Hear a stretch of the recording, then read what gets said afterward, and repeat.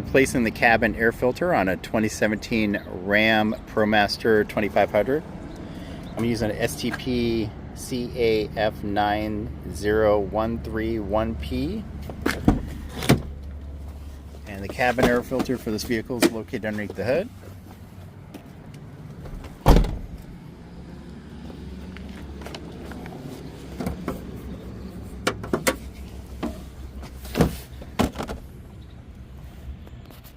And it's on the passenger side of the engine compartment, and it is right there. There are two Phillips screws holding it in. Let me pop those out and place this cabin air filter.